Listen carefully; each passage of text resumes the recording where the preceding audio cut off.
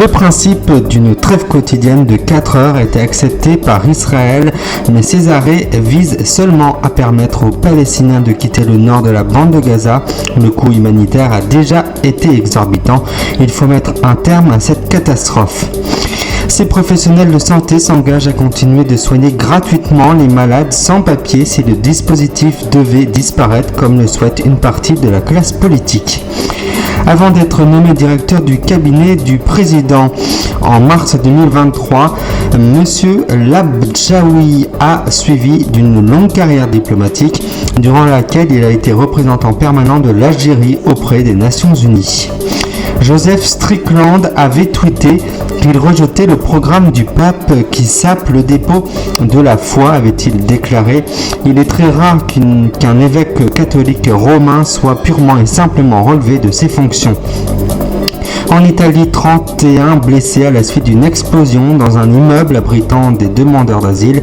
Une personne dans un état grave a été transportée par hélicoptère vers un hôpital de Rome et se trouve actuellement dans le coma. En Chine, une fête des célibataires sans gala ni paillettes. C'est les 3/4 des consommateurs qui ne veulent pas acheter davantage lors de la fête des célibataires, traditionnelle journée de solde lancée par le gérant de la vente en ligne Alibaba. Et à la fin du Grand News, le rattrapage de l'actualité.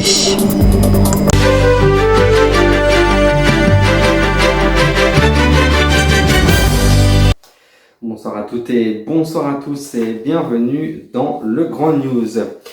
Est-ce que l'esquisse encore très émue d'une désescalade ou bien un faux espoir un mois après le massacre perpétré contre des civils israéliens par le Hamas et alors que la bande de Gaza est soumise à un assaut sans précédent de la part de l'armée israélienne, le président des États-Unis, Joe Biden, a annoncé jeudi que l'État hébreu allait quotidiennement suspendre ses opérations pendant quelques heures. Cette annonce est accueillie froidement. Il ne s'agit là pas des effets de pause humanitaire que réclament jusqu'à présent sans succès les États-Unis. Il s'agit encore moins de trêves comme celles qui font actuellement l'objet de tractations difficiles avec la médiation du Qatar et qui pourraient faciliter la libération impérative des dizaines d'otages retenus à Gaza. Moi, médecin, déclare que je continuerai à soigner gratuitement les patients sans papier selon leurs besoins conformément au serment d'Hippocrate que j'ai prononcé. Voici la déclaration de désobéissance signée par 3500 médecins salariés et libéraux ainsi que donc opposés à la suppression de l'aide médicale d'État et aux sans-papiers. Dans un appel transmis samedi à l'agence France Presse, les professionnels de santé s'engagent à désobéir et tout de suite et à continuer de soigner gratuitement ces malades si le dispositif devrait disparaître, comme le souhaite une partie de la classe politique. Et dans le même temps, lors de l'examen du projet de loi sur l'immigration cette semaine, le Sénat a adopté un amendement qui supprime et transforme l'AME en aide médicale d'urgence. Le gouvernement ne s'y est pas opposé, mais le ministre de l'Intérieur, Gérald Darmanin, a déclaré donc qu'il ne souhaitait pas que le texte reste en l'état. Actualité à l'international à présent, le président algérien Al-Badjadji Tebboune a remplacé son premier ministre et nommé samedi à ce poste Nadine Nadbaoui, un diplomate chevronné et actuel directeur du cabinet de la présidence à un an de l'élection présidentielle, a annoncé la présidence. La nomination de ce dernier, un fidèle du chef de l'État, survient près d'un an avant l'élection présidentielle prévue en décembre 2024. Le président n'a pas encore annoncé s'il briguera ou non un deuxième mandat. Mais il faut savoir qu'avant d'être nominé directeur du cabinet du président Tebboune en mars 2023, il a suivi une longue carrière diplomatique durant laquelle il a été représentant permanent de l'Algérie auprès des Nations Unies et aussi ambassadeur à plusieurs reprises. International toujours, le pape François a démis de ses fonctions l'évêque de Thil. au Texas, Joseph E. Strickland, l'un de ses plus féroces détracteurs parmi les conservateurs catholiques américains, selon un communiqué du Vatican publié aujourd'hui. Il est très rare qu'un évêque catholique romain soit purement et simplement relevé de ses fonctions. Habituellement, les évêques en délicatesse avec le Vatican sont invités à partir avant de présenter leur démission, qui est acceptée ou non par le pape. 31 personnes ont été blessées par une explosion, probablement à la suite d'une fuite de gaz dans un immeuble abritant des demandeurs d'asile dans le centre-ville d'Italie, a appris à l'agence France Presse samedi auprès des pompiers. Une vidéo d'ailleurs publiée sur les réseaux sociaux des pompiers montre des parties du bâtiment de 2 étages de San Lorenzo Nuevo près de Viterbo, réduites à l'état de décombres suite à l'explosion survenue peu avant minuit hier. Les pompiers ont précisé dans un communiqué qu'ils avaient eu là une explosion et un effondrement partiel du bâtiment présenté comme un centre d'accueil de demandeurs d'asile, probablement à la suite d'une fuite de gaz après les recherches menées pendant toute la nuit, notamment à l'aide de chiens renifleurs. Notamment, le nombre de personnes blessées est de 31. Une personne dans un état très grave a été transportée par hélicoptère vers un hôpital de Rome et se trouve actuellement dans le coma selon l'agence de presse ANSA. Le jour des célibataires n'est plus ce qu'il était en Chine face au retentissement de la deuxième économie mondiale. Cette fête de la consommation et des soldes inventée en 2009 par Alibaba s'annonce plus calme cette année. Le double 11 novembre donc, a longtemps représenté une mesure du dynastie à la consommation en Chine et la popularité d'Alibaba, mais les ventes devraient stagner en 2023 selon l'analyse des préventes enregistrées ces dernières semaines et des sondages effectués sur 3000 consommateurs interrogés là-bas par le cabinet du conseil américain Bain & Co. Selon nos informations, seulement 23% indiqueraient vouloir dépenser plus à cette occasion contre 51% en 2021, il y a 2 ans. Une campagne de régulation des entreprises de la technologie dont a souffert Alibaba depuis 2021 a aussi poussé le géant du commerce en ligne à moins communiquer depuis 2 ans. Plus de galas en présence de stars pour introduire l'événement, ni de décompte en temps réel, donc des ventes. Et à présent, passons, si vous le voulez bien, au rattrapage de l'actualité nouveau format.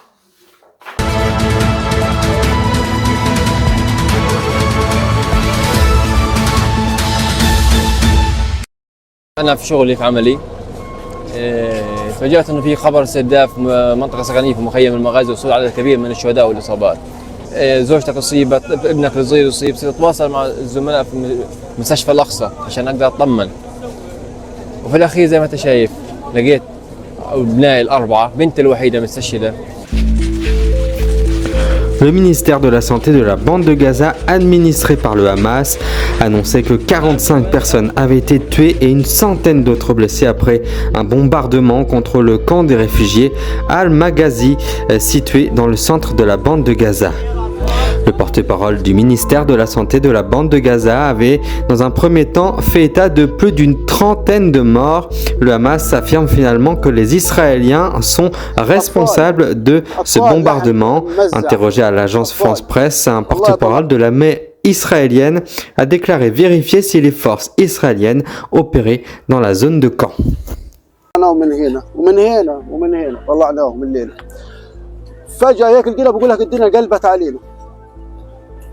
مش عارفين ايش هنعمل، صرنا نرفع بايدينا، نرفع زي ما انت شايف.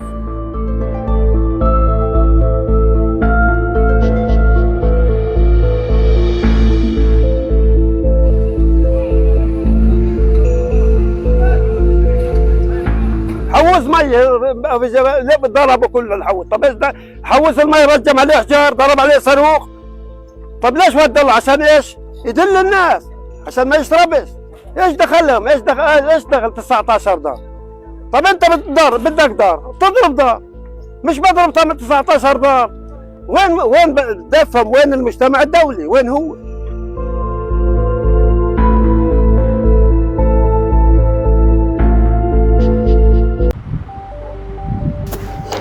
Le trafic aérien de l'aéroport d'Hambourg, dans le nord de l'Allemagne, reste bloqué par une prise d'otage sur le tarmac. C'était il y a une semaine après l'enlèvement présumé la veille d'un enfant par son père dans le cadre d'un conflit familial. Samedi, vers 20h, l'homme armé a enfoncé un portail de l'aéroport à bord de sa voiture et pénétré sur le tarmac, tirant à 2 reprises en l'air et en jetant 2 bouteilles en feu, une sorte de cocktail Molotov hors de l'habitacle, a précisé une porte-parole de la police. Depuis, il s'est retranché dans son véhicule au pied d'un avion de ligne de la compagnie de Turkish Airlines.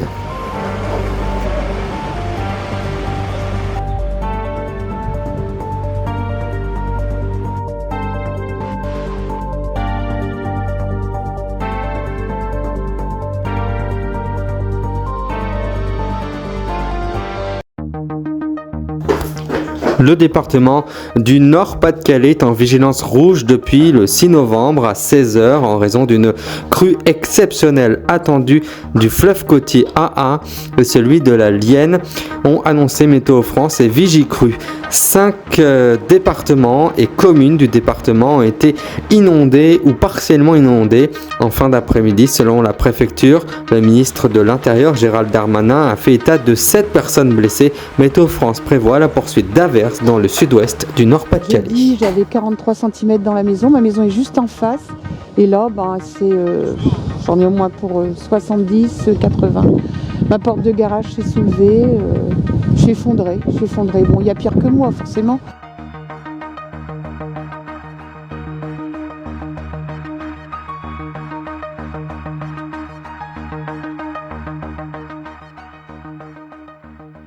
If you want to solve the problem, then you have to take in the whole truth. And you then have to admit nobody's hands are clean. Sur les réseaux sociaux, dans des manifestations et au sein même du camp démocrate, de nombreuses voix se sont fait entendre pour critiquer l'hypocrisie de l'administration Biden. Depuis l'attaque du 7 octobre, Israël mène une offensive faisant de nombreuses victimes civiles. Les États-Unis sont montrés du doigt pour leur soutien inébranlable à l'État hébreu et leur refus d'appeler à un cessez-le-feu.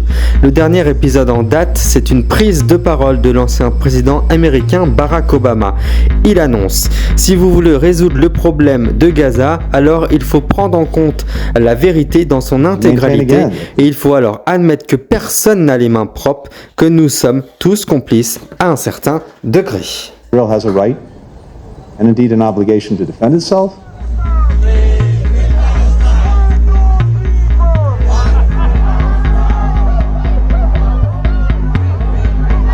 We stand with Palestinians.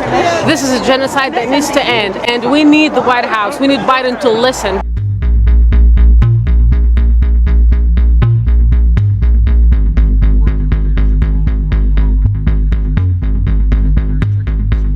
Being honest about the fact that there have been civilian casualties and that there likely will be more, because that's what war is. It's brutal, it's ugly, it's messy. Now compare that to how Kirby talked about civilian deaths in Russia's invasion of Ukraine. It's hard to look at what he's doing in Ukraine, what his forces are doing in Ukraine, and think that any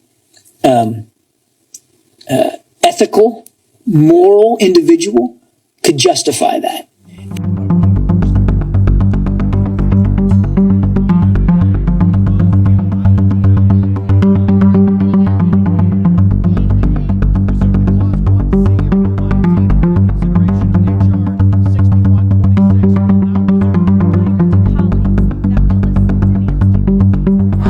Mr. President, the American people are not with you on this one. We will remember in 2024.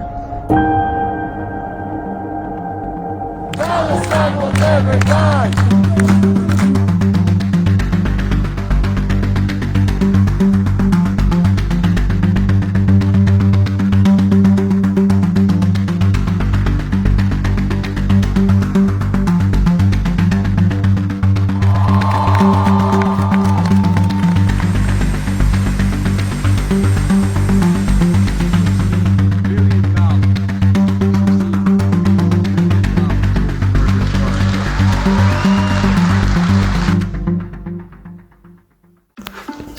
Le Nord-Pas-de-Calais, qui connaît depuis mardi des pluies torrentielles et des inondations, devrait enfin bénéficier dans la soirée de vendredi d'un début d'accalmie, offrant un peu de répit aux habitants épuisés.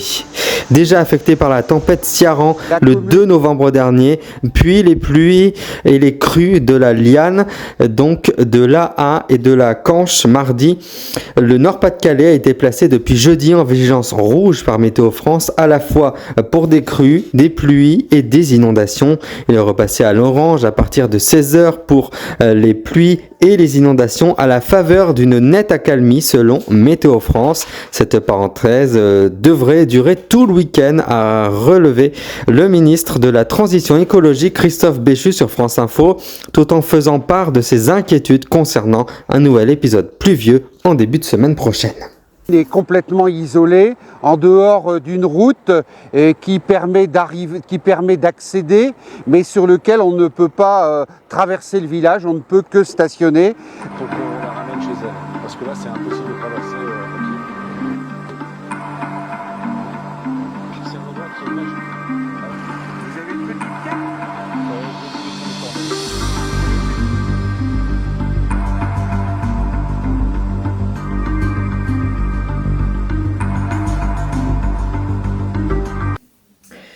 Voilà, et avant de complètement vous quitter, je vous en rappelle la principale information. En Italie, 31 blessés à la suite d'une explosion dans un immeuble abritant des demandeurs d'asile. Une personne est dans un état grave et a été transportée d'urgence par hélicoptère vers un hôpital de Rome et se trouve actuellement dans le coma. Vous n'oublierez pas demain notre rendez-vous dans Crime News. On se retrouve samedi prochain pour de nouvelles actualités dans Grand News. Et je vous souhaite un excellent week-end avec nous. Merci pour votre fidélité.